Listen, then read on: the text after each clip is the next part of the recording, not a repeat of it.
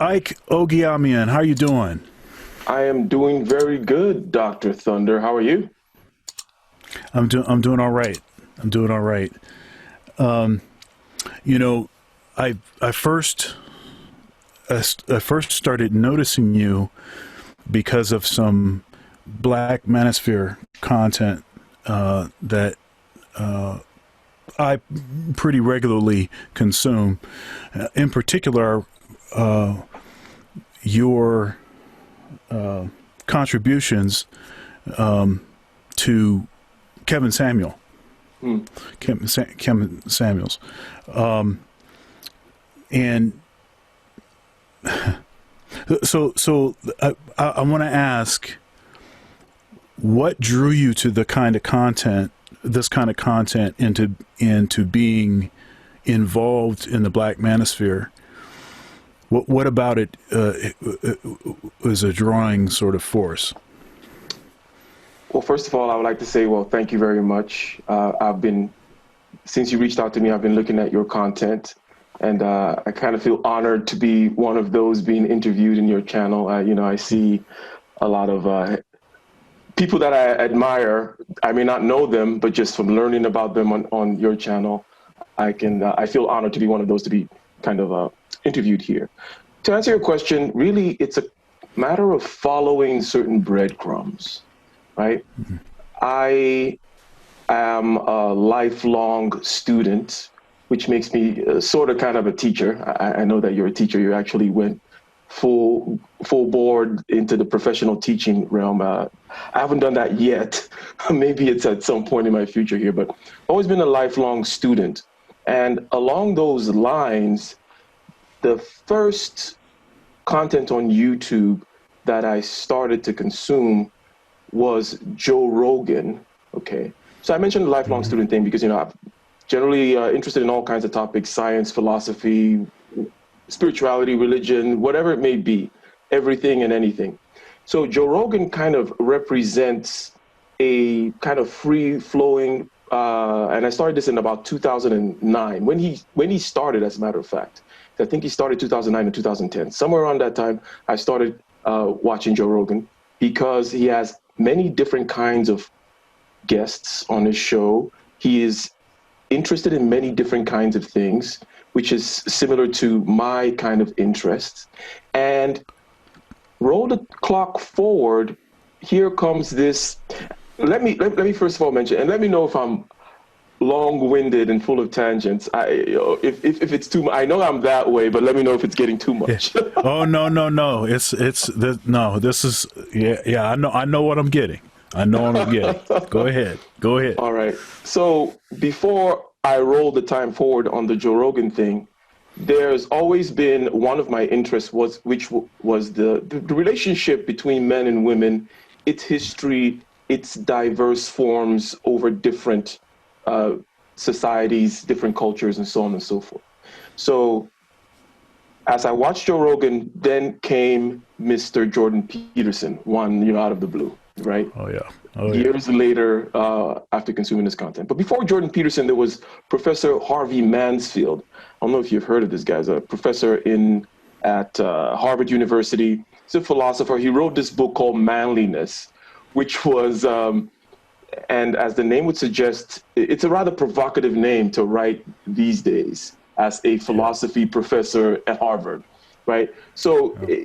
it was meant to be provocative, and he was kind of like the Jordan Peterson before Jordan Peterson, but he was doing it over in the ivory towers over there, which also Jordan Peterson was doing, but it never quite trickled down. I saw Jordan Peterson on Joe Rogan, and I found him particularly interesting for many reasons.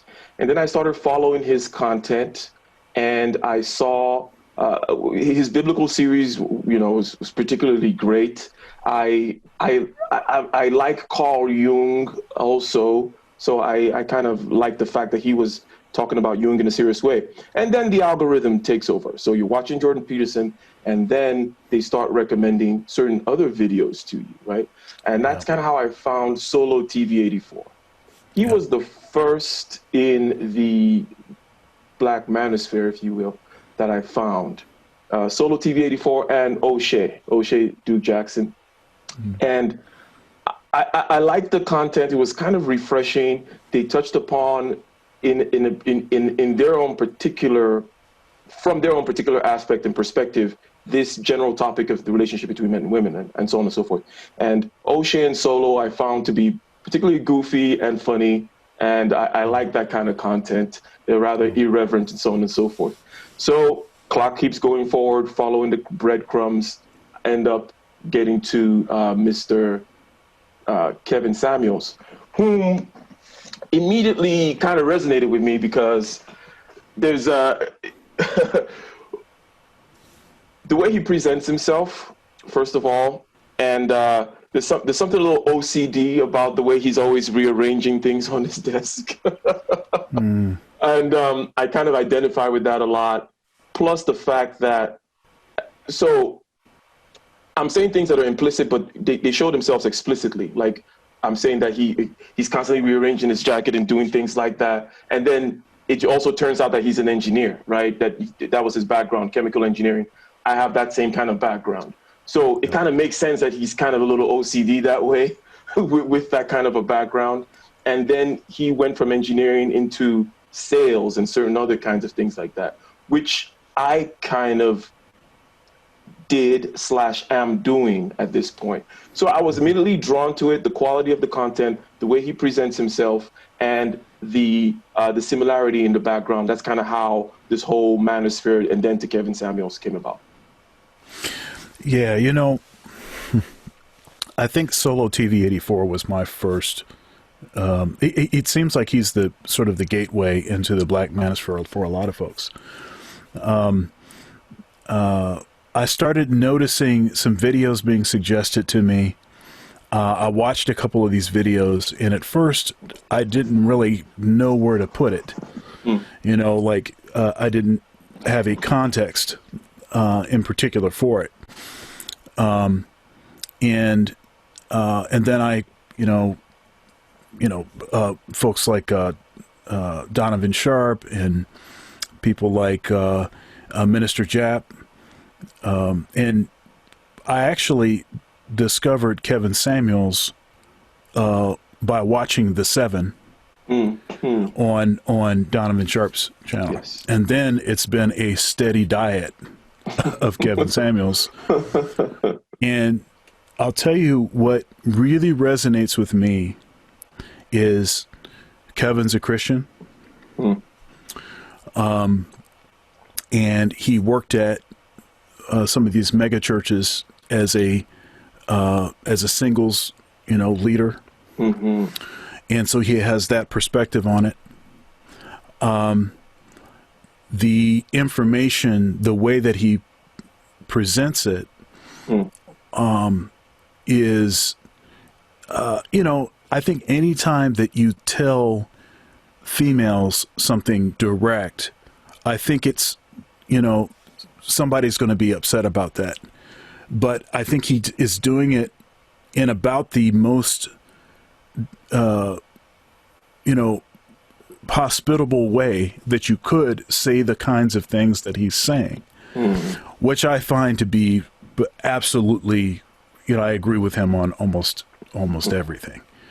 And, I'm married, I have a son, and as a matter of speaking, I suppose I've been red-pilled after marriage. I think they have a particular... Also, I think Kevin is different than a lot of the other content creators in the Black Manosphere and in the Manosphere in general, where, you have like MGTOW and you have red pill, black pill, you've got...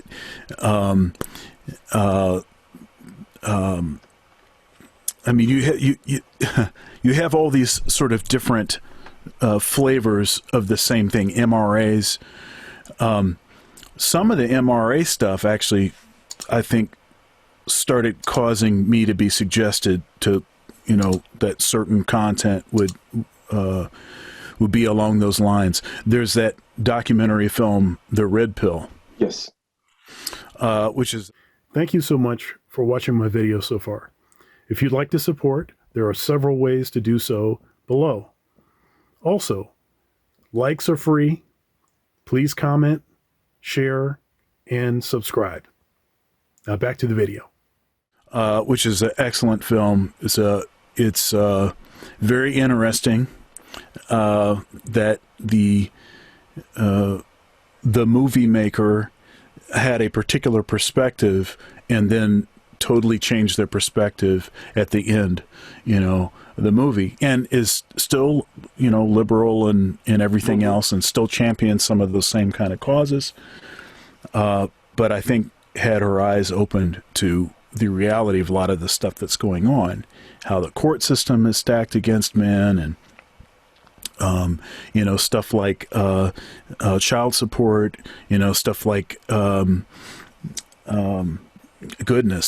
violence against men, the fact that there are no hardly any shelters that will take men. And a lot of these statistics that we used to think were a certain way, statistics like statistics on infidelity, for instance. It used to be, and there was no competition. Men were always the guilty party. And now we've gotten to a place where actually it's women that are actually more often stepping out. We know that women initiate divorce 80% of the time, and it doesn't matter why, right? And the court system is sort of there to protect them and whatever their interests are. So a lot of this kind of information, it's like, well, why would I be interested in this? I'm married. But actually, that's why Kevin is, I think, appealing, because he sort of he provides a certain context to see that in that includes marriage, and he's encouraging people to get married. That's the other thing that is, like I said, is very much different than I think the take that a lot of others have. I'm sorry. Were you? Go. Yeah. Go ahead. Yeah. You mentioned a few things there. I was compelled to pull out a pen and start taking notes. The last thing you mentioned kind of is rather interesting, because some people in the comment sections I have heard say it's not a plurality, majority, or anything like that. But when it just stood out to me, this thing of, oh, well, you're married, what are you doing in this space? I'm engaged, for example. I'm getting married in March. Okay. And I've been engaged before in the past too. So the idea of why would you be here if you are in a committed long-term relationship, to me, sounded interesting, because I know that it is definitely important. Because you're married, you definitely want to be here in order to understand the dynamic, right? And you talked about how Kevin puts his message across, and perhaps in the most diplomatic way, to be direct without watering it down. And I think that the whole package, the presentation, right, helps in that, right? They can't call him the usual, broke, dusty, go do that. They still try. They try the "who hurt you" line. Yeah. That's like my favorite. He has a good way of deflecting all of that. So the Christian aspect too, I found it's a little fascinating. Now he doesn't dwell on it much, but he goes. He does mention it, and he has mentioned his work with the singles ministry, if you will, in these different churches, right? So, what is my relationship with Christianity since I mentioned that, and it just a huge tangent just opened up for me, right? Yeah. I'm like, okay, well, so I was raised Catholic, and my sentiments and sensibilities still kind of lie somewhere around there. right? And when you're raised Catholic, or if you're Catholic, there's only two groups. There's Catholics and then there's Protestants, right? We don't discriminate too much in terms of all the different kinds of Protestants, and from the Anglicans to the this to the that to the Pentecostals and so on and so forth. But there's Catholics and then there's Protestants. I was raised Catholic. I came over to the United States, and in 2000, I lived in New York for a year and then moved to California, and I started. I started going to a Protestant church, right? And this has a lot to do also with the music aspect, because when I moved to California, and it was my cousin's church that I was going to, he was the first one to introduce me to music in a more formal sense, and with a digital keyboard, right? And so on and so forth. And I ended up staying at that church until I became the choir master at that church, right? I can't read music. I don't really play any instruments very well. Okay. I pretended to play the piano for them for a while. It worked, and it was a keyboard, so I could just use the transpose when they changed the keys. And I don't. So I know I'm going on two different lanes right now. But overall, I have found that when it comes to Christianity, where I land right now, and it seems to be a place where perhaps I've always been, and maybe that's why my sensibilities are more on the Catholic side of things, is because it's hard to describe without using cliche words like sacred and stuff like that, or the worst one, spiritual, not religious. I'm not going there. Okay, I'm not going there.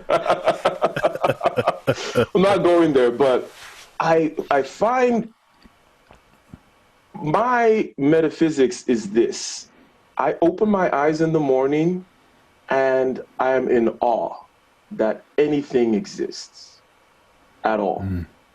Yeah. And for me, everything beyond that is then doubt and faith, because for me, faith and doubt they're almost the same thing, right? Yeah.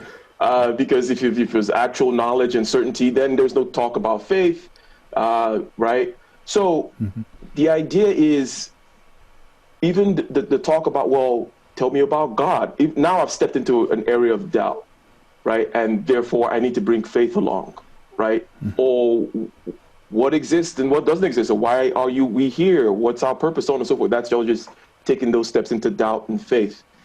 But the part that seems where I stop and where I have the most comfort is just the awe that anything at all actually exists. Needless to mention that you and I actually exist. But the fact that there is anything at all, that there's such a thing as a universe at all, is the biggest trip ever. And the looking for miracles, for me, it's almost like the miracles have to happen within the context of the universe, which is the biggest miracle of all, right? So it's this very circular thing. So say that to say this in terms of spirituality, and since it kind of just was a big shiny object that came up and I had to follow it, that I've always been someone that liked the realm of mythology, let's say, the Bible, since that's kind of my particular mythology. I cannot help the culture I was born into and how I was raised and the way this has come to be, raised Catholic, being in the Christian culture and so on and so forth. So can't change that. But my own personal metaphysics is just, I am at awe that anything exists. I do like mythology. That's why I kind of like Carl Jung, and I was fascinated by Jordan Peterson and his treatment of the Bible, right? I don't know if I'm sure you've seen his biblical series, right? So I've not seen it all, but I've seen parts. Okay. For me, that more or less describes my relationship with Christianity. It's that kind of a thing where it's not so much about institutions or it's not so much external at all. It's just me dealing with this sense of awe and wonder that anything exists, and how we have been able to chart across millennia, how we've been able to glean certain truths, right? Truths that don't change regardless of whether or not we were able to describe it scientifically or not. Yeah.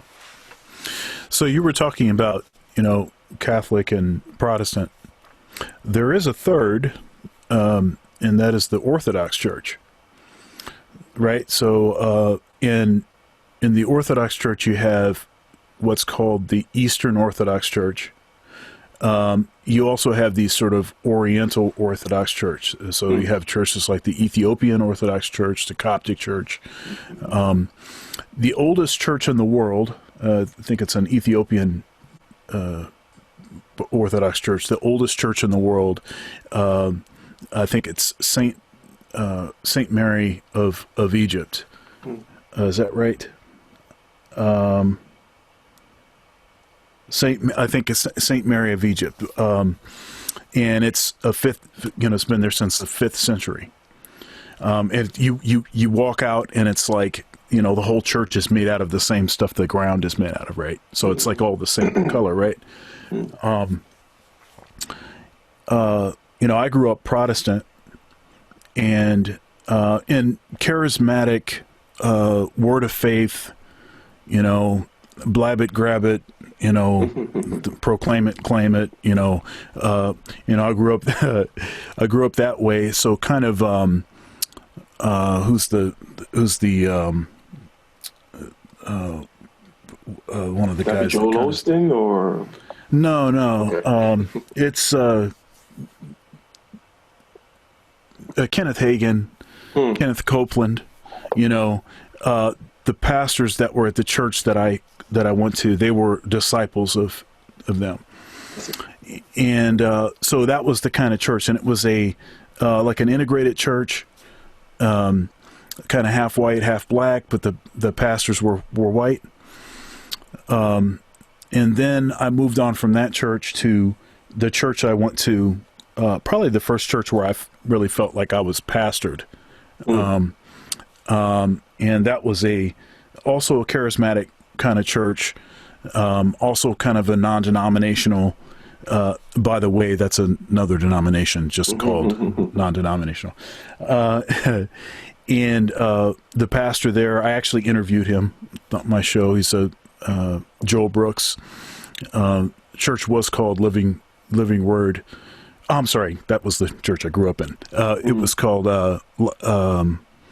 Christian Life Center in Kalamazoo, Michigan, because I went to school at Western Michigan University. And then now it's called Stone Church. That was way after. Man, actually, that was it was my first full-time job, actually. When I finished my master's degree, they offered me a full-time job. So I worked there for a year and a half, and had a lot of in the music as a music director. Okay, gotcha. Yeah, so I was the pastor's assistant and band director, and so that was a very formative years, important experience. It was the first time, like I said, I felt like I was pastored. After that church, I went to another church.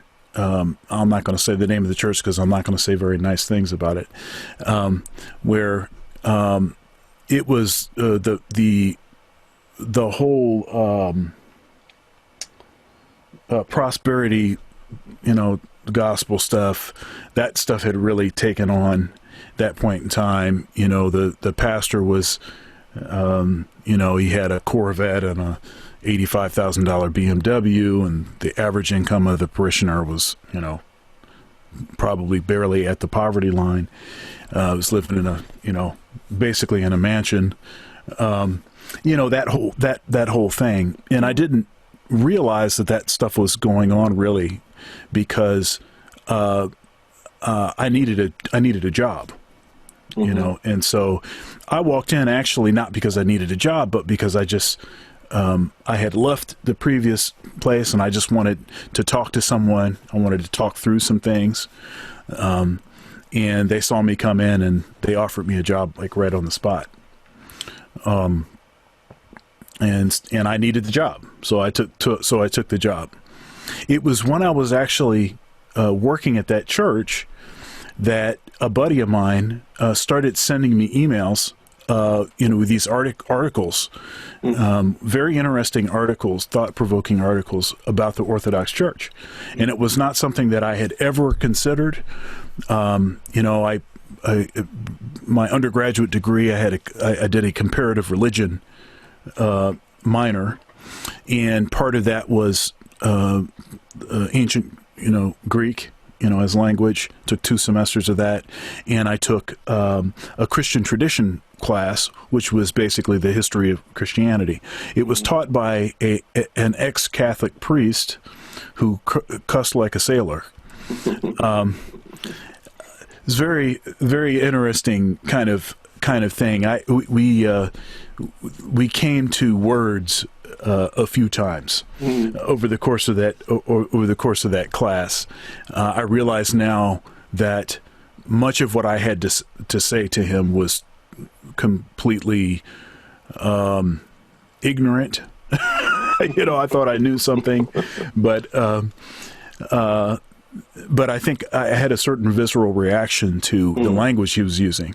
And it caused me to deeply question most of what it was that he was saying. I realize that now. But anyhow, they talked about the Orthodox Church in that class, but it went in one ear and out the other ear. It wasn't really something that I was going to consider. I went to Catholic church when I was growing up. I had a girlfriend that was Catholic. I was 18, 19, and so I was familiar with the Catholic thing. I knew that wasn't the direction that I wanted to go.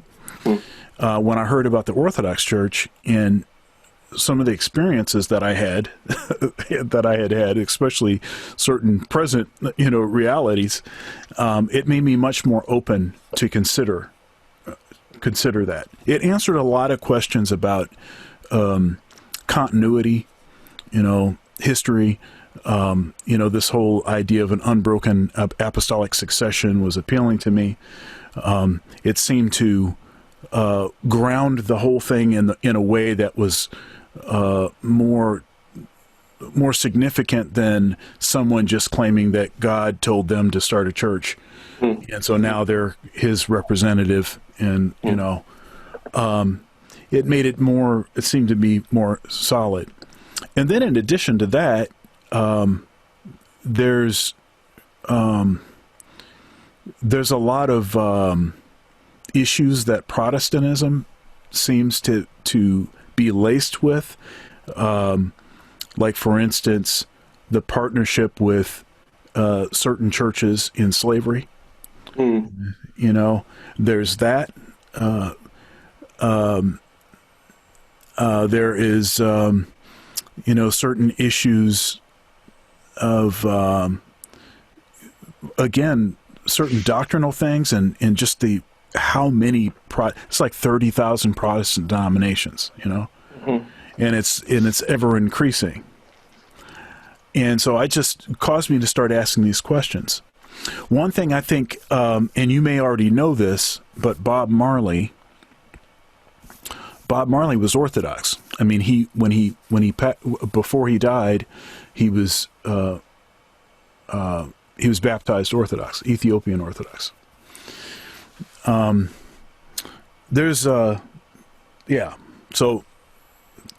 I'm saying all that to say, there's a lot of similarities between the Orthodox thing and the Catholic thing. Just again, this idea of this unbroken apostolic succession, and even the idea of ritual and how important ritual is. So anyhow, there was a. So one of the things that, so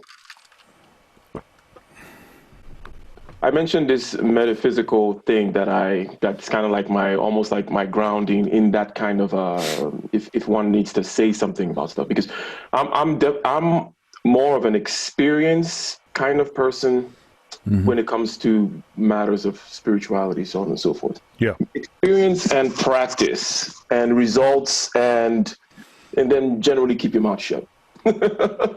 That's kind of like my thing.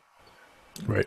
Jordan Peterson kind of came through and injected again some kind of an external thing to kind of like focus on, and to almost something to circle around in terms of, oh, there's interesting ways of tying this tradition, the Christian tradition, with all the other things, the philosophy and the psychology and the experience and so on and so forth. And in following Jordan Peterson, I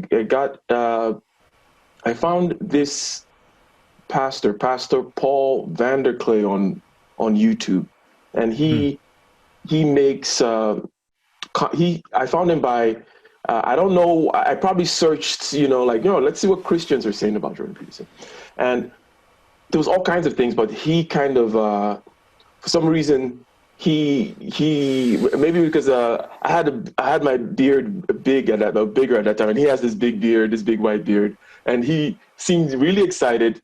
And it just seemed like this older gentleman on YouTube, really excited, talking about Jordan Peterson, and something just kind of drew me to him. It seemed genuine, right? And he was never coming from that perspective of, we know everything. Oh, we knew all this before. Now welcome over here. You sit over there. That kind of a thing, right? He seemed to be actually engaged with it, and the reason I'm mentioning this is because of the Orthodox Church. A lot of the people that then get drawn to, I forget, I think his name is Jonathan Peugeot, this other guy that, is kind of Jordan Peterson's friend. He also makes videos as well. So Jonathan Peugeot, I believe, is Orthodox, right?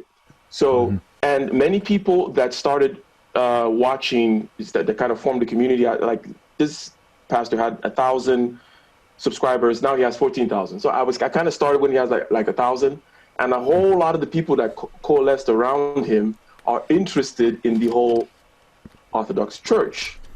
And there seems to be something about being interested in Jordan Peterson, the way he presents things, and there's that the centrality of mystery, I would say, right? If that makes any sense at all, in the way he goes about it, that tends to jive with this whole kind of ritual thing and the Orthodox thing as well. So I kind of understand what you're saying. Yeah. Jordan Peterson, that is a bad dude. That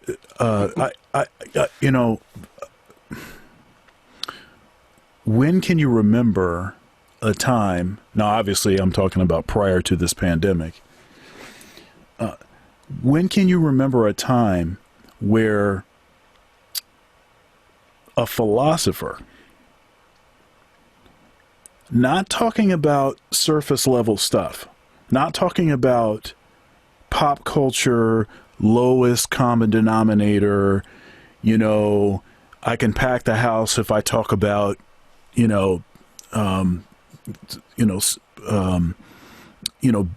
base, kind of stuff, not that, but talking at the highest level about the most important things, about meaning, about the nature of existence, about all of these heavy, heavy topics, and talk, pack out everywhere he goes and have everyone completely silent for 2 hours. 2 hours at a time. I've never, I can't think of a time. The only other person I can liken him to, as far as that drawing power, and that just on every word that he says, and there's just this profundity just oozing out of the guy, right? Is Ravi Zacharias. You know Ravi Zacharias? I do not know Ravi. Okay, so you will love Ravi Zacharias. I guarantee you will love Ravi Zacharias. He just recently passed away. Is he Israeli, by the way? Indian. Okay. From India. Yeah. Okay. He's big in evangelical circles. He is, but he's like in ways he's like a direct descendant of C.S. Lewis, as far as the way that he conceives of things, his creativity, and the way that he expresses the ideas. Very deep thinker, but Ravi couldn't touch the kind of culture-changing impact, even from people that are not Christians, just people just that are just looking for something, right? He couldn't touch the kind of impact that Jordan is having right now. Yes. Yes. It's quite incredible, quite astounding. It's. I have spent my entire life in pursuit of music. I mean, that's been the central component. That's been what has paid all my bills. Since I had to pay bills, it's always been music. And listening to someone like Jordan Peterson, someone that has that kind of charisma and just that kind of depth, it can almost make you second guess your career choice. No, I was never really second guessing my career choice. This is a little hyperbolic. I'm saying this a little bit for the effect of it, but it can almost make you think, man, I don't think that there's anything in music that could ever be as profound as what this guy is doing right now. Almost that kind of interesting sense of things. I two things. One thing is, you say, okay, Jordan Peterson, he's doing something, and you say, well, partially the way I interpreted what you just said is, I wish I could have this kind of impact through what I'm doing. Is that at all partly what you're saying? Well, I don't know that that's what I'm saying, because I do think that I can have that impact. Okay. Often it's hard to see the kind of impact that you're having, and he probably has questions about this. You can't really see yourself. You need other people for that, right? You need other perspectives, and so I'm sure that he has questions about what it is that he's doing, and is it having the sort of impact that he wants it to have. Now, to us, it's like we look at him like, dude, this is incredible, right? I don't know. I'm very satisfied with my career path and with teaching and all the kinds of things that I'm interested in. But seeing the kind of impact, the kind of sort of earth-changing, culture-changing impact that this guy is having, it's remarkable. Why did you start doing these interviews or your YouTube channel to begin with? Yeah, so I started the first part of this series of interviews was called Quarantine Interviews. And so they started, March, second or third week of March, when everything got shut down.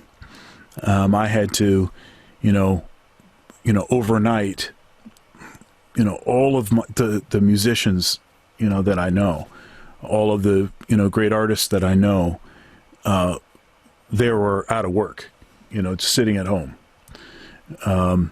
And so primarily I was focusing on having these conversations with musicians because, a lot of which, you're always busy, and when could we do an interview? Because you're, but now everybody's time is available, and I wanted to still be able to, have these kind of conversations where, you miss your friends, honestly. So a lot of it was that. Part of it was because I wanted to talk about interesting topics with people that I found interesting.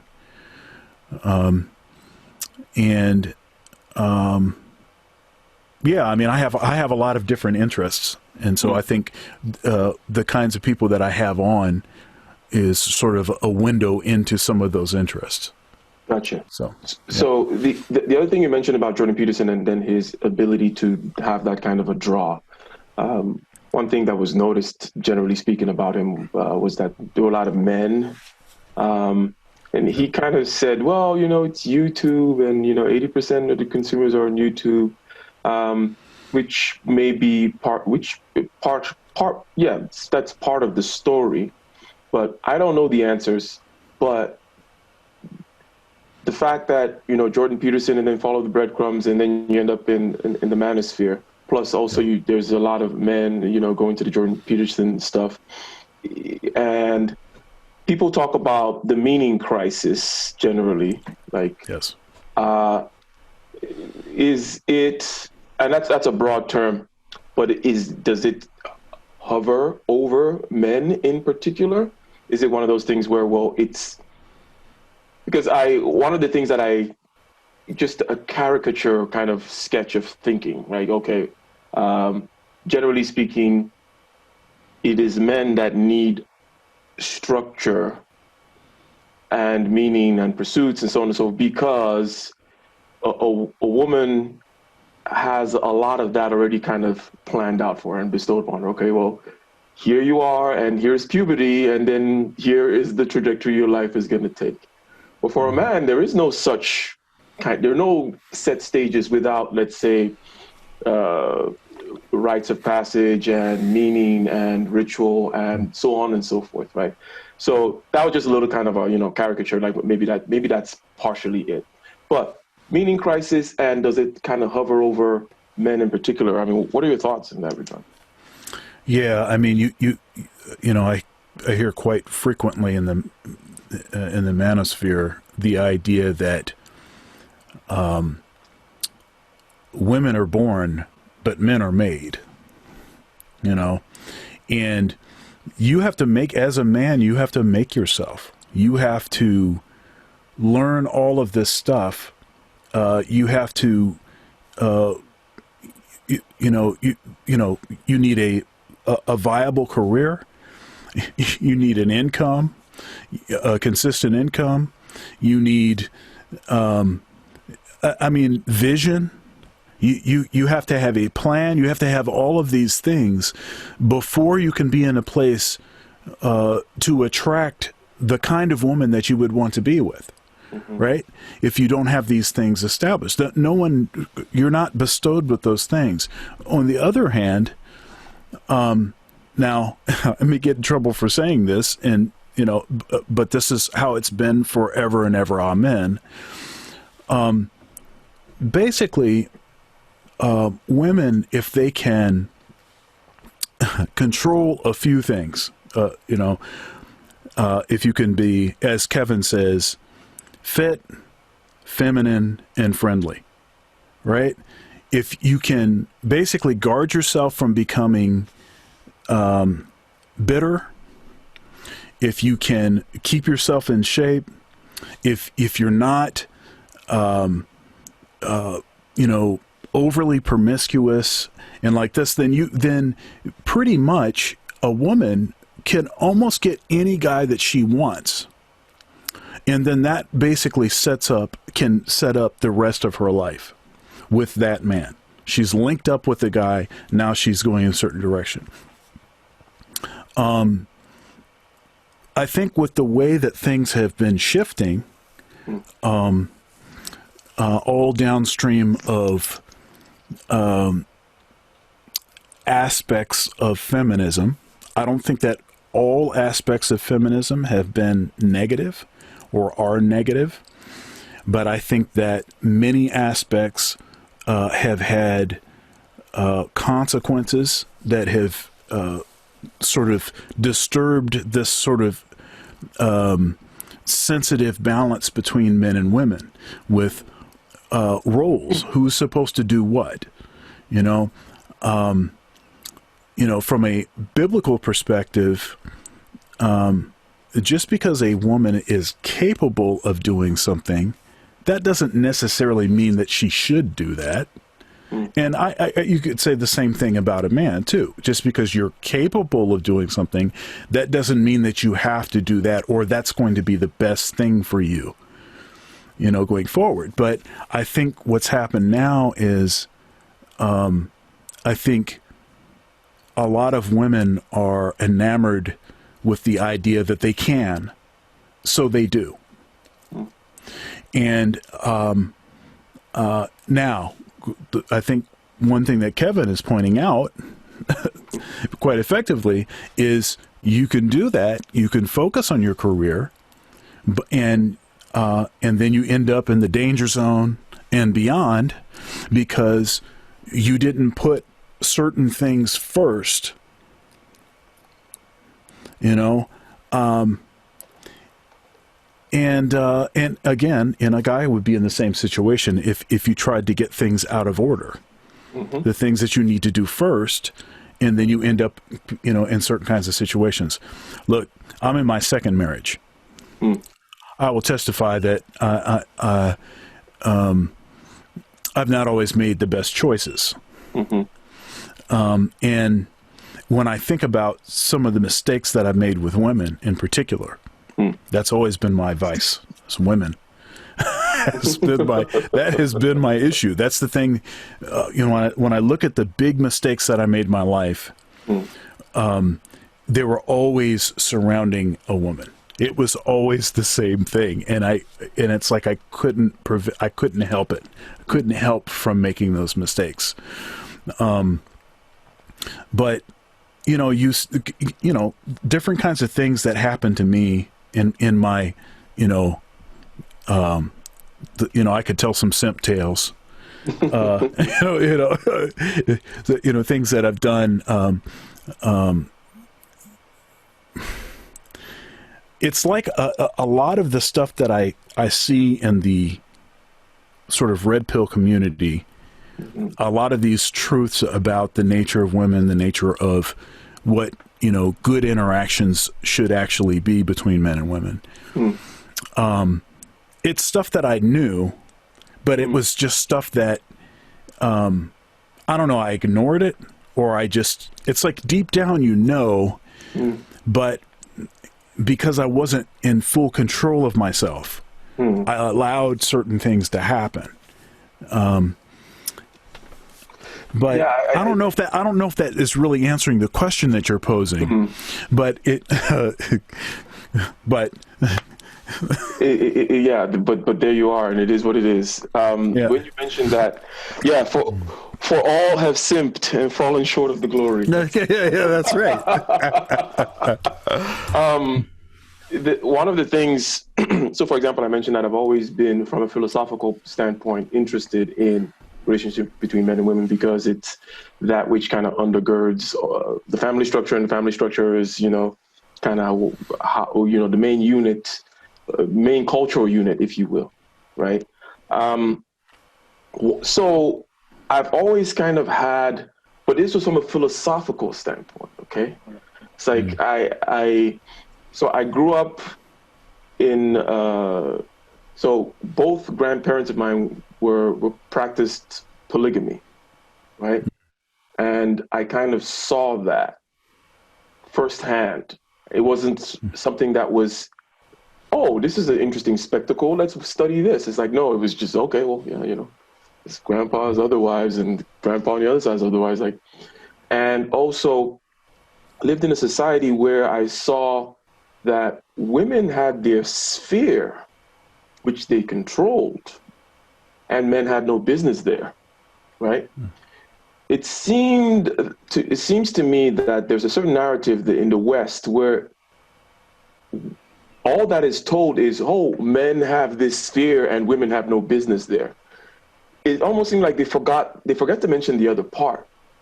In other words, that these groups of people were happy in their own sphere, right? and then there's protocol and ways of crossing the boundaries, right? And ways of interacting, the men and the women interacting, right? And and this is something that I can look back with the benefit of hindsight, and I've always kind of had that idea ever since I moved to the United States. Now, the whole world, to use the whole world, we live in a monoculture, if you will. It's the West, okay? There's very few places you can go to where you can say, well, this, whatever you want to call the Western culture, right? It does not dominate. And as I'm sure you know, it's not necessarily a European thing. It's what's been going on since forever with the Persians and Mesopotamians and this and that, and all over the Mediterranean, and everybody sharing and conquering each other and passing the scrolls from one person to the other, right? That culture, right? That culture is now everywhere. However, I was kind of privileged enough to be in a kind of society where there was still remnants of some other things going on. And one of the things that I found particularly striking was this kind of idea that women had always been oppressed. Now the idea of, let's say, egalitarianism, or the idea of, well, maybe we need it's an industrial society, so we need more workers. The idea that, well, there are always people who are outliers, okay? There are always the individuals whom, like you said, just because you can doesn't mean you should. It doesn't mean you should. But there have always been those hyper masculine men women for real, who may not have been interested at all in, any distribution. By definition, you have the outliers, right? So the idea that perhaps, let's nudge things more and more so that the outliers are not completely disenfranchised and shut off to the side. Those ideas I don't even want to say they make sense, but yeah, those are what they are. But it always struck me as this whole narrative of, because they're different spheres, and now let's try to blend the spheres together, that it necessarily has to be the case that one person was oppressing the other, just seemed kind of weird. It's like, no, grandpa wasn't really oppressing grandma. She had her quarters. She was the queen over there, and she lorded it over in her domain. And then grandpa was doing his own grandpa thing over there. And it was almost, a certain aspect of it was almost a certain level of play acting was involved.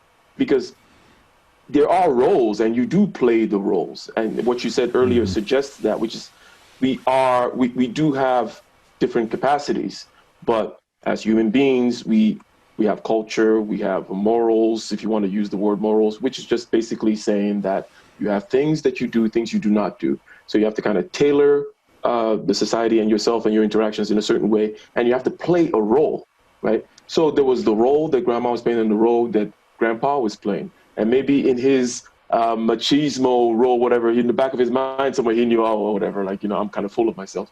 And the same thing with grandma as well.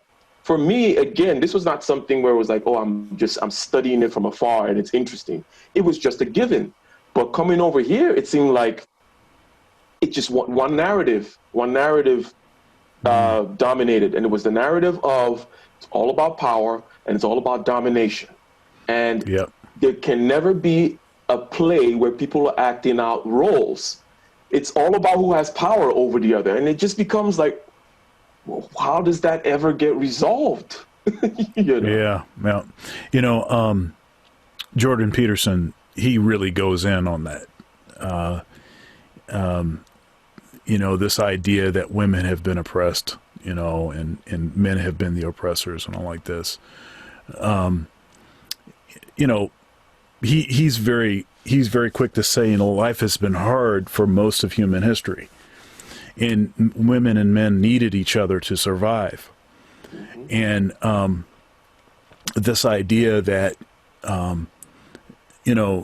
that men always had the power and women never had any power is just hogwash. Really what story of history is a very small minority of people were basically lording over everyone, men and women. That's really the that's really the story of history. And the more expendable, the more disposable sex, and the more, what, generally speaking, we're the men, right? Those were the ones that these few people got into their armies and sent off wave after wave to go die. And the minute I say that, once I start saying that, I get this kind of counter reaction of myself, because one thing I don't like doing is sounding like any kind of like you're complaining about anything, like at all. Like, I'm not really into that, right? So I don't say that to say, oh yeah, we've had it bad, or we've had it bad too. It's just to say, let's just look at the reality of things and not get so weird about the narrative that human interactions are always about who has power over the other. Again, we can shift, we can change things, we can try. And you mentioned the thing that you mentioned, because beyond this kind of narrative, it's the removal, let's just call it and perhaps Christianity had maybe a hand in it, or it was just kind of part of it, because, you can't help but be in history, right?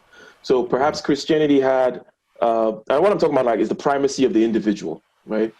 And Christianity kind of has that thing about it, right? That individual thing about it, which then has many offshoots, one of which is, well, I can decide. I don't need these scaffolds and all these things. And well, how about I try this? And how about we do that? Without necessarily realizing that, well, we only have one life to live.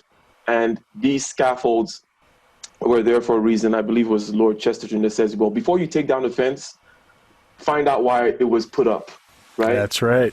So before you start taking down scaffolds and think, oh, it's super easy. And I'm quite guilty.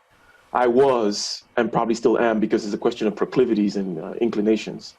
Guilty, being a philosophically minded person, of thinking, oh, well, yes, you could just pick from this shelf and think from that. Yeah, you can more or less decide. And I went through my Ayn Rand phase. So kind of that hyper individualistic,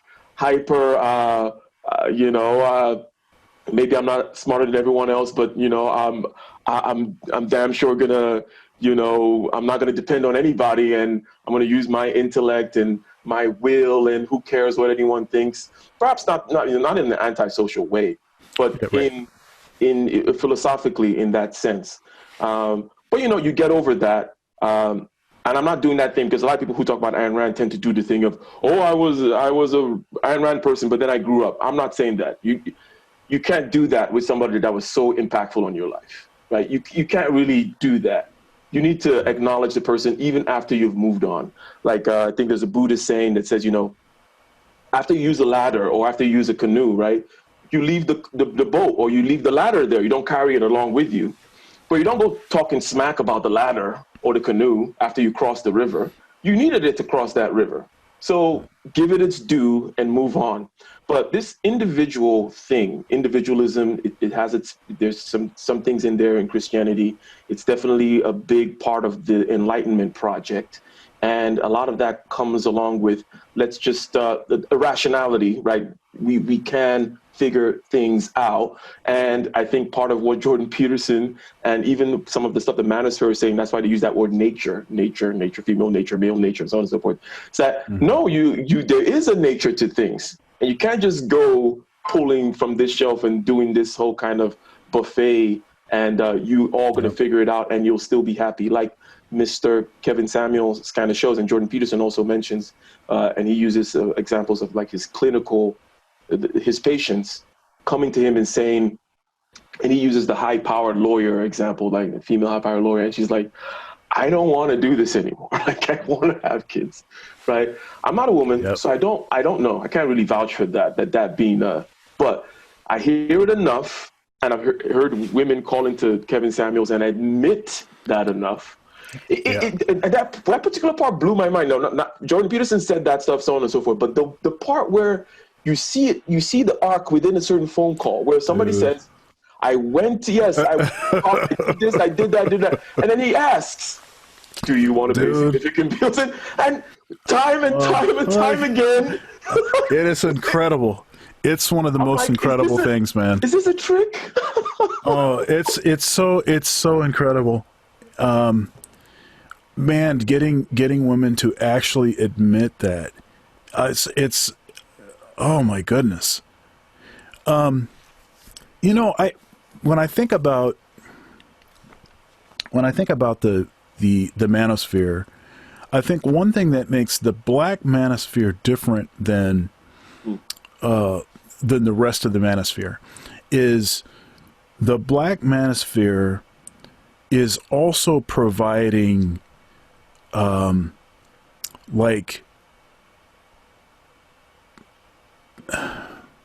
fathership.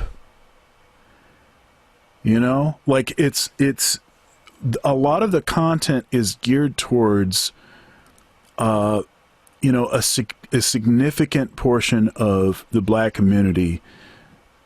They didn't know their dad, or they didn't have a relationship with their dad, right? And so a lot of the information is information that it's either men that didn't have a relationship with their father, that have realized that they have a lot of holes. They have tried to patch those holes in, and they're spreading the gospel of, or it's men that did have that relationship with their father, and they are trying to impart that where it's needed. So it's a mixture of these things. It's about, advice about talking to women, about, leveling up and getting yourself together so that you can get the kind of woman that you want. It's acknowledging, that the experiences that you've had, you're not the only one that have had those experiences. You're not some kind of scumbucket because, these women keep doing certain kinds of things. But here are some ways that you can avoid those circumstances in the future. And, a lot of this kind of information it's kind of like the stuff that you would get from your dad or maybe from your uncle or something. And in that way, I think it has totally taken over the role, in many ways, the role of the black church. Because the black church is designed in such a way, the church is designed in such a way that orphans have a home, they have a father, they have a mother. The church takes them in. The church is their family, right? And I think a lot, because there is this sort of natural dip. There's a natural dip where black, all men, or it's all young people that sort of disappear from the church, right? From church. Now, part of it is caused by going away to college.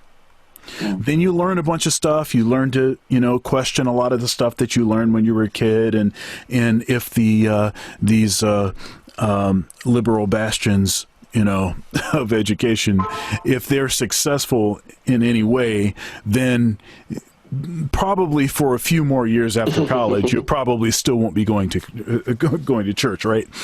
So then, okay, now it's time to get married. Okay, you do get married. Maybe church was a good thing to do. So then, you start seeing people come back, right? But what's happening, in our community is often, basically, once black men leave, they go away to college. They don't come back.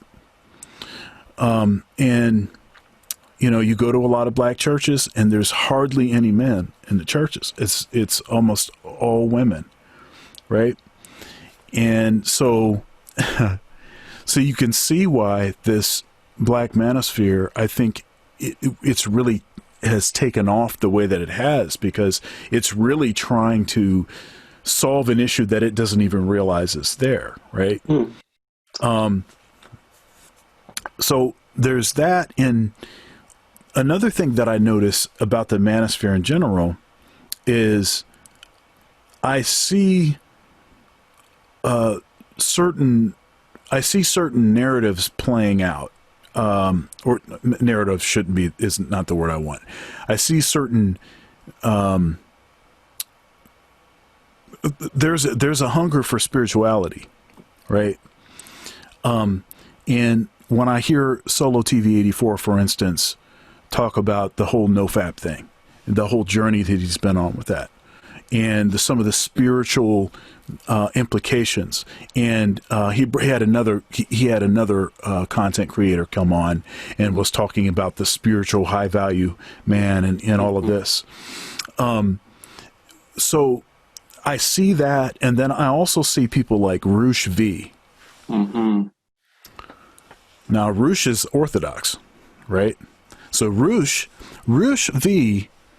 Actually, he's got a book that you can buy on Amazon right now. Maybe I shouldn't tell people this, called Day Bang, right? And he was central to the PUA, pickup artists, for people that don't know what that is. He was central in that. And he ran as far as he could away from God, and then was slingshotted back into him, right? And he's serious too. He's I mean, he's got the whole beard. He's going to monasteries and stuff. I mean, he's got a cross while he's on his what is his Roosh? What is it? Roosh Hour or something? I can't remember what's called now, but he's got like a live stream on YouTube still, and he still has a lot of subscribers. I mean, he's got like an icon of Jesus. I mean, and he's talking about he talks about politics, but as it relates to Christianity. I mean, it's like a kind of like a crazy thing to notice or to see, right? And Donovan Sharp, he came out of Roosh V, right? That was one of his initial employers. I mean, he paid him to write articles, and then O'Shea, who he talks frequently about his Christianity, him growing up, in the church, and how that's that's part of his life and everything. Kevin Samuels. So you say, so I'm seeing like this interesting, this is not just about picking up girls. It may start there, but then it ends up leading, if you take all the logical steps and notice things and are inquisitive, it seems like it still leads to the same thing. It's very interesting. That is, when you put it that way, that last sentence there, because I've always had the question about why the inherent or implied conservatism, why the implied spirituality, so on and so forth. And then the way you talked about right now, where it's like, some people come into it like, okay, I'm going to learn how to chase girls, and then they end up in the church. That's very right. Well, maybe they don't end up in church, but they or at least they get opened up in this sort of spiritual way. And I don't know that all of the dots have been, and all of the T's crossed, and I don't know if they follow the trail completely, but I just find it very fascinating. That's something that could seem so almost like hedonistic, could if followed with religiously followed, would somehow even be possible to transform into something so transcendent, Wow. It's just it's very Yes. I mean, earlier we mentioned I had asked, okay, people talk about the meaning crisis and how come it hovers over men only, and you said, okay, well, generally speaking, again, perhaps a caricature, women are born, men are made. And then you're a man, you're having issues with, interactions with women, scaffoldings have been removed. It's an individualistic kind of a society and rationality, and so on and so forth. And as you mentioned before, what you had mentioned, not everything in feminism is bad. And that's almost a given, because things need time to play out and pendulums swing, and right. you're just going to have to be in the position you're in while the chips are falling. But the chips had to go up in the air for them to fall, and then they'll rearrange themselves. But if you're born while things are tumbling down, it might seem crazy. Like, why did this happen? Why did that happen?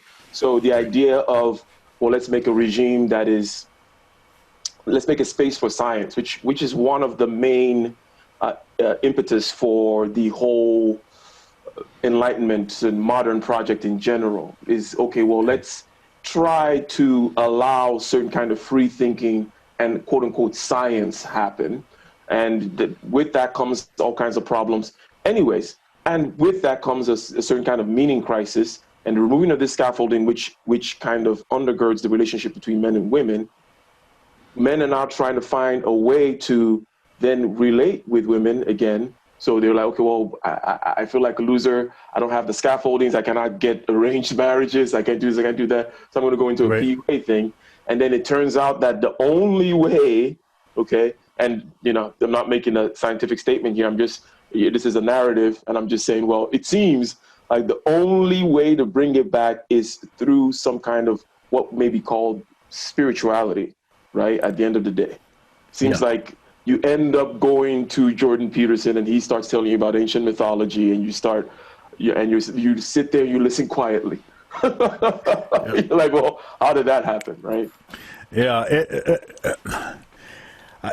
The more I'm 45, and the older I get and the more stuff I see, it just echoes the same.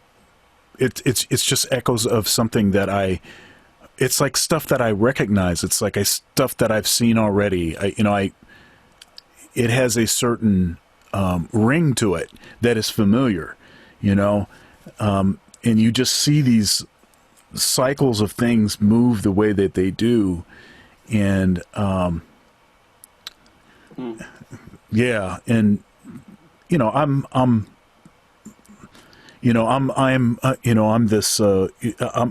still trying to work out my salvation with fear and trembling, right? I'm on a journey.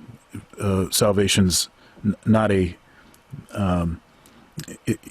not a in the moment calculation. It's something lived over your life, and I think that everyone's journey looks different, and you don't know where folks came from, or what would draw them to listening to certain kinds of things, right?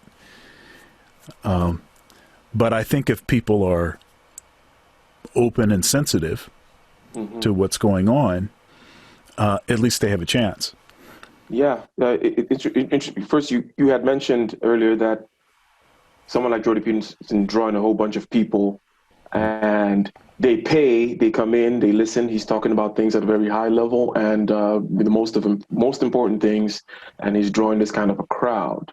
And one of the things that this Pastor Paul Vanderklay that I like to listen to, and then it turned out that he was I live in the Bay Area in California here, and this pastor has a church in Sacramento.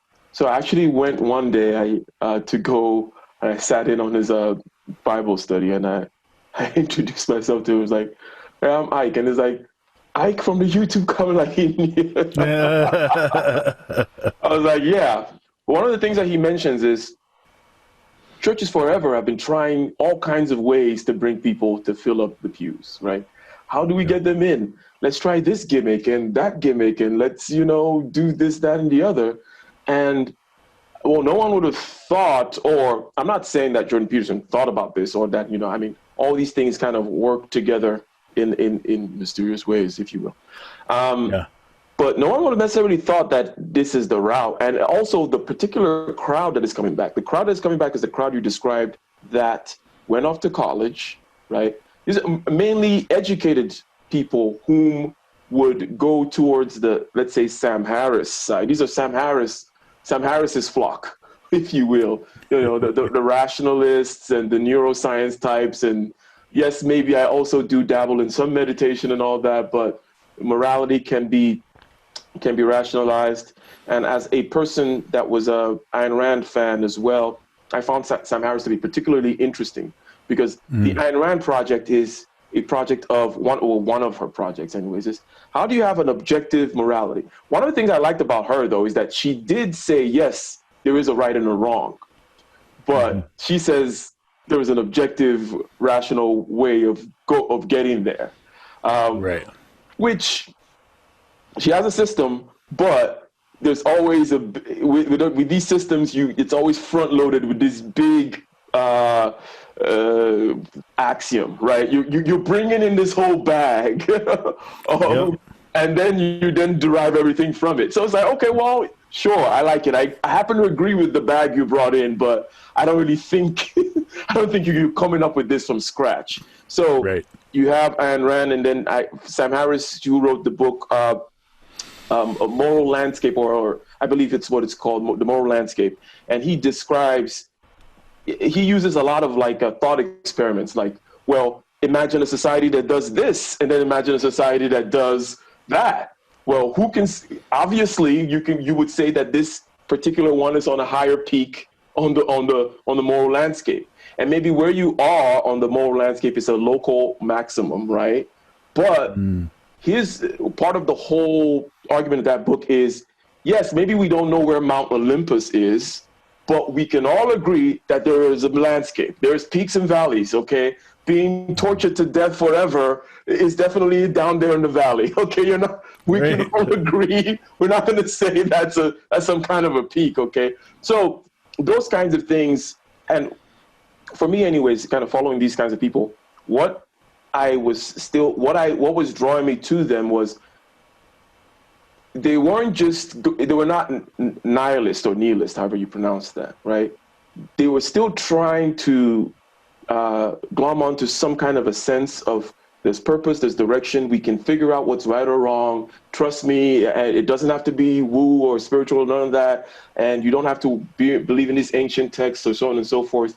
But Jordan Peterson came through and kind of touched that experience part of me that, like I mentioned before, my entire metaphysic is you wake up in the morning and the world exists. The rest is just talk, right? You don't need to talk to me about the existence of God because, and it's kind of like, the Old Testament, and the you cannot know God. And it's not the Old Testament or the Jewish tradition that kind of emphasizes that quality of God or the deity or whatever. I think the entirety of Buddhism is about saying, well, what God, what? Like what? What do you, in other words, what are you talking about? You cannot say the name. You cannot even begin to speak about it. And that part I definitely get from an experiential point of view.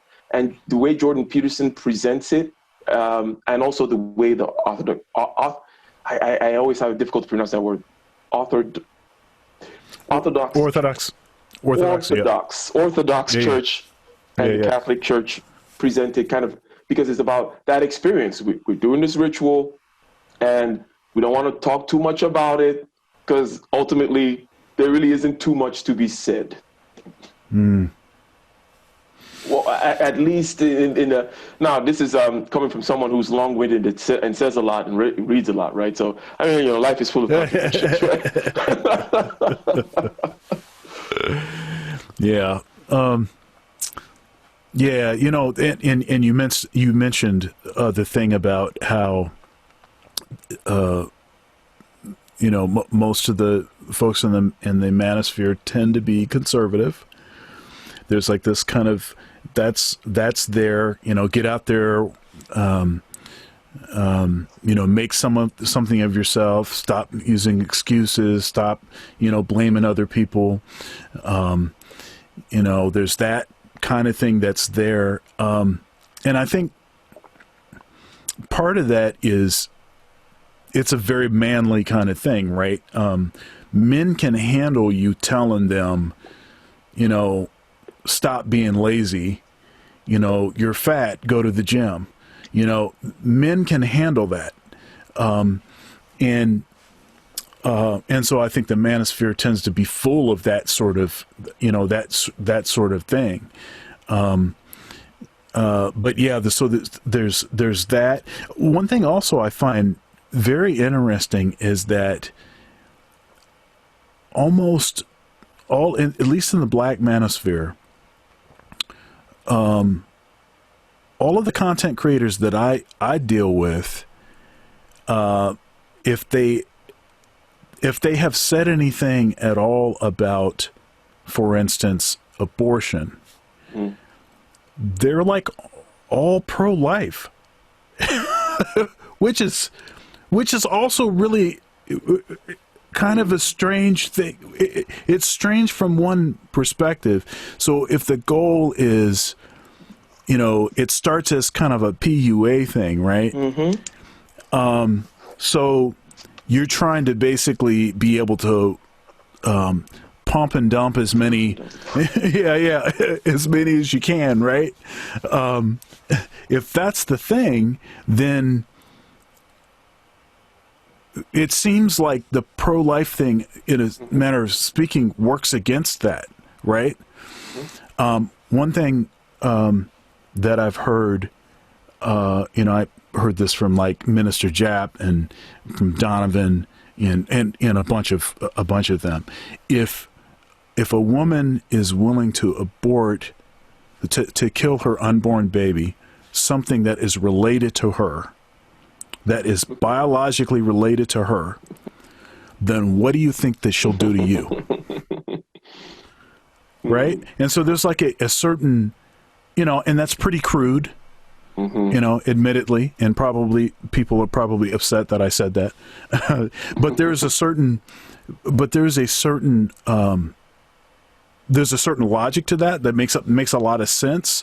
Why that might be somebody that you might want to at least look out for and maybe protect yourself against. That doesn't mean that no one can be redeemed. But really what we're talking about is people that do this as almost a form of birth control, and or people that have never they've never taken stock of it. They've never come to themselves and said, you know what, that was wrong. I shouldn't have been doing that, and are different now as far as what their perspective is. So I think that puts those in a different category, but it's, a lot of that stuff is very, it's very interesting. How all of those things, which are essentially Christian principles, are sort of, accompanied by some stuff that is not. A lot of stuff that is not. yeah. It's then it'll make you, well, for someone with my kind of thinking, I'm generally into breaking down walls and borders and concepts all the time. When I say, these things that you might think are Christian principles, and then they're coming from things that are not Christian principles, then I immediately question myself, well, who am I to say what Christian principles are? Right? And then I'm leaving it at that. I'm not gonna take it further, but it just kind of, from a personal standpoint, gives me some satisfaction to say, I like the sense of awe and the sense of wonder, no matter what. Like I'm a seeker and a student, and I think that I like the hunt more than actually catching something. when I catch it, I want to immediately try to. I think I'm the same way, honestly. Well, yeah, that makes sense. That makes sense. That the fact that you're a teacher, as I said, which kind of suggests that, being a student. Just to put a little comment on the whole conservatism, and then the men stuff and the responsibility stuff, because a man has to be that way. We have to be made. We have to therefore take responsibility for ourselves, and so on and so forth. And then if you empirically speaking, women tend to be more, if you're just talking about voting now, tend to vote more on the liberal side of things. Yep. Okay.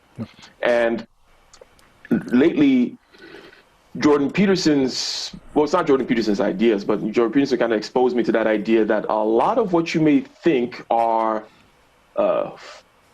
independent little philosophical ideas or leanings that are come up with rationally are more downstream from temperament, right?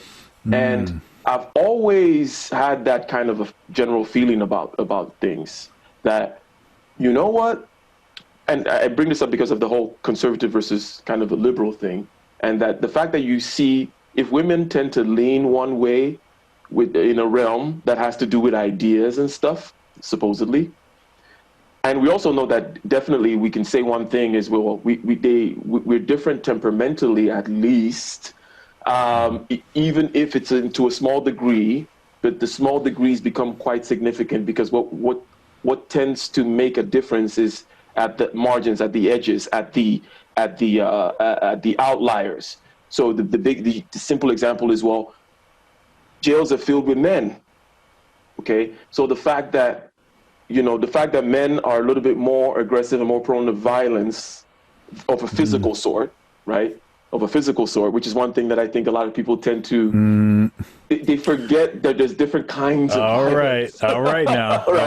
I'll leave that there. Violence of a physical sort, that men tend to be prone to that, but it's the small side. But then when you go to the edges, it's such that you're going to see that all people committing all violent crimes are men. And then, so those little differences, subtle is significant, especially when it comes to human beings. We're all human beings. We're not comparing tigers and sharks.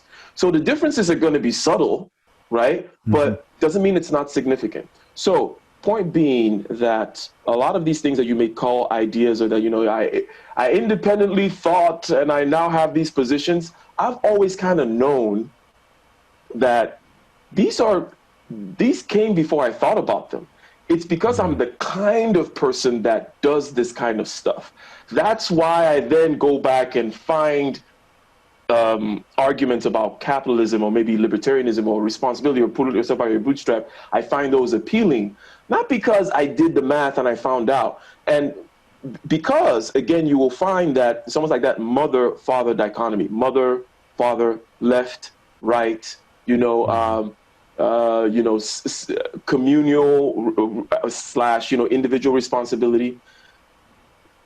These are not positions that you can say, well, you're right or wrong through some kind of calculation. It turns out that you're going to have a certain segment of the population that fall one way and certain percent of the population that fall the other way.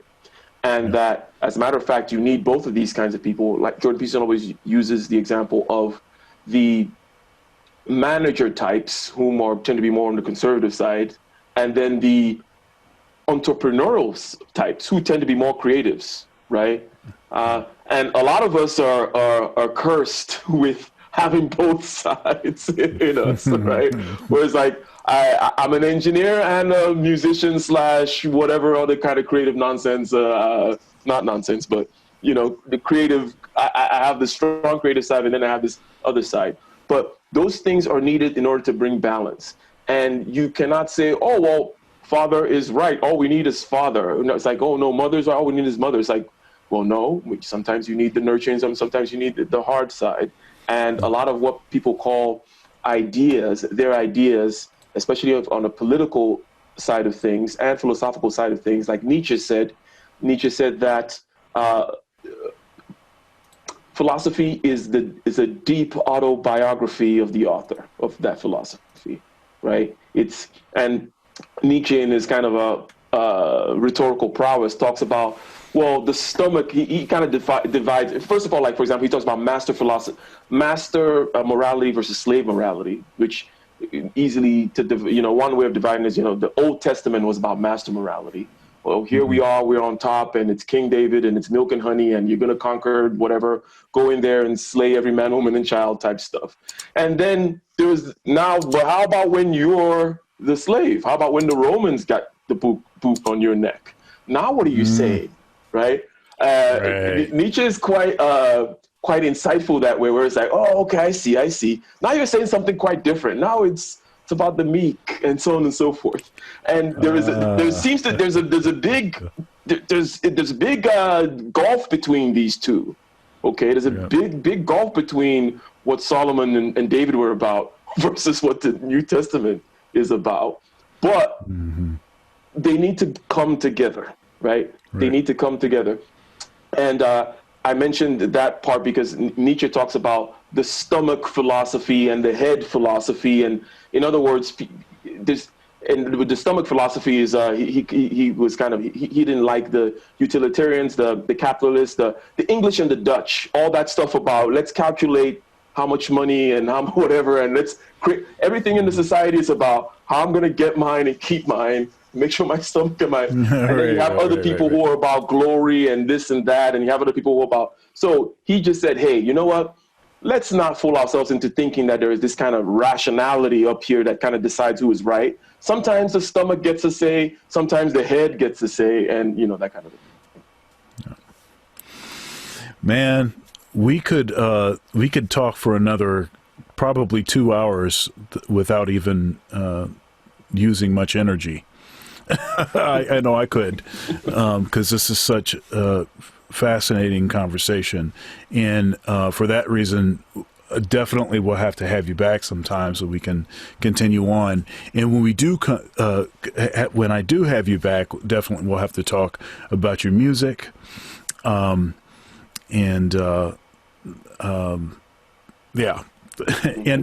other, among other things. Maybe by then you'll be married. So then we'd have that potentially to talk about. So,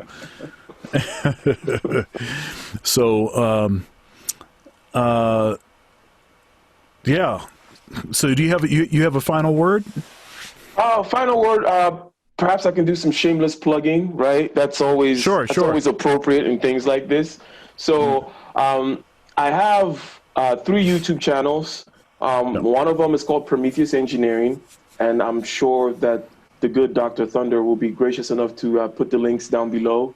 Absolutely. Prometheus Engineering really is mainly for people who may be interested in mechanical or structural engineering concepts, kind of described from an intuitive point of view. Generally speaking, most people who watch it are engineering students, but if you want to venture that way and check it out, and what exactly is this force thing that people talk about? It says mass times acceleration. What does that really mean? How does it work? How do we build up from a visceral point of view to equations? So take, for example, if you take a puppy and you put it at the edge of a table, okay, and you say, the puppy is going to go to the edge of the table, but it's not going to jump over. It's not going to fall over. Okay, it's going to stop. In other words, it understands that distance and it understands its mass and so on and so forth. But it doesn't have these equations. So in other words, we all have an internal physics machine, and I start from that internal physics machine and then take it to the analytical sphere and then to the mathematics. That way, it makes sense.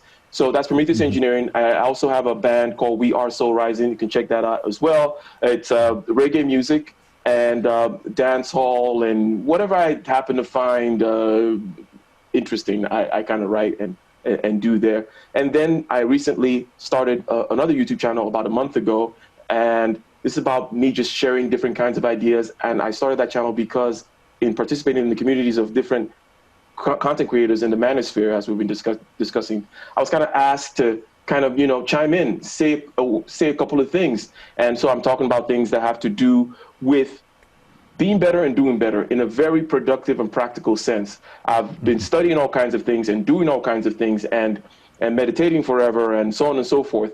And one side of me likes to put things down, to systematize things, to keep track of things, what works. As I mentioned, for example, with the engineering thing. It's like, well, let's go from something that I can grasp, intuition, right, and take it to the equation. So that's kind of what I do. I don't just stick with like, oh, here's these principles. I try to make it something that you can grok, if you will, and then here are the actionable steps you can take. Here are the ways in which it will affect you, and these are the results that you will get. So that's kind of what I do in this channel, in that third channel, which is just my name, Ike Ogiamian, on that particular channel. So check it out. And again, thank you very much, Dr. Thunder, for having me on, and looking forward to the next time.